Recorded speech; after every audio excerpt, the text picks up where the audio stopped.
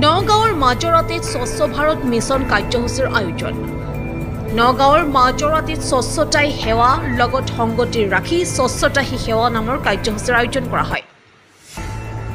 উল্লেখযোগ্য যে উক্ত কাৰ্যসূচীত হাতত ঝাৰু লৈ এক ব্যতিক্ৰমী ৰূপত দেখা গ'ল জনপ্ৰিয় কণ্ঠশিল্পী কৃষ্ণমণি নাথক।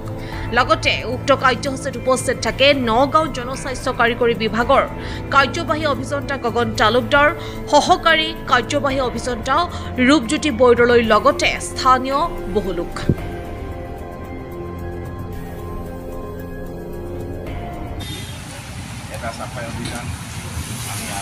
কাৰিকৰী বিভাগ নগাঁও ডিভিজন নহয় জানো? নগাঁও ডিভিজনৰ উদ্যোগত স্বচ্ছ ভাৰত অভিযানৰ আৰু এটি তেওঁলোকে পৰিকল্পনা লৈছে স্বচ্ছতা হি সেৱা। সেই আঁচনিৰ মতে আজি আমাৰ ইয়াত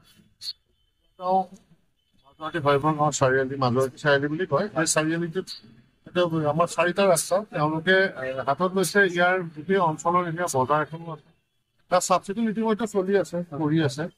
আৰু এই চাফাই অভিযানত তেওঁলোকৰ গোটেই মানুহ আহিছে। আমাৰ স্থানীয় এই দুৰ্গা পূজাখন আপোনালোকে জানে, মাজুৱাতি চাৰিআলি দুৰ্গা পূজাখন এবাৰ 25 বছৰ হৈছে, তাৰ কৰ্মকৰ্তা সকলো আছে।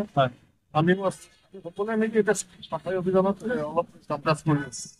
আৰু ইয়াৰ দ্বাৰা মই এটা আহ্বান জনাওঁ, এইটো যদিও এইটো ধৰি লওক এসপ্তাহ বা 15 দিন জোৰা এটা কাৰ্যসূচী, ইয়াত আচলতে সাধাৰণ জনগণে এটা কাম কৰিব লাগে, য'তে ত'তে প্লাষ্টিকৰ পৰা আদি কৰি যিখিনি আৱৰ্জনা জাতীয় বস্তুবোৰ য'তে ত'তে নেপেলায়। প্ৰশাসনে দিয়া বিশেষ ডাষ্টবিনত আজিকালি সুবিধা কৰি দিছে যে শুকান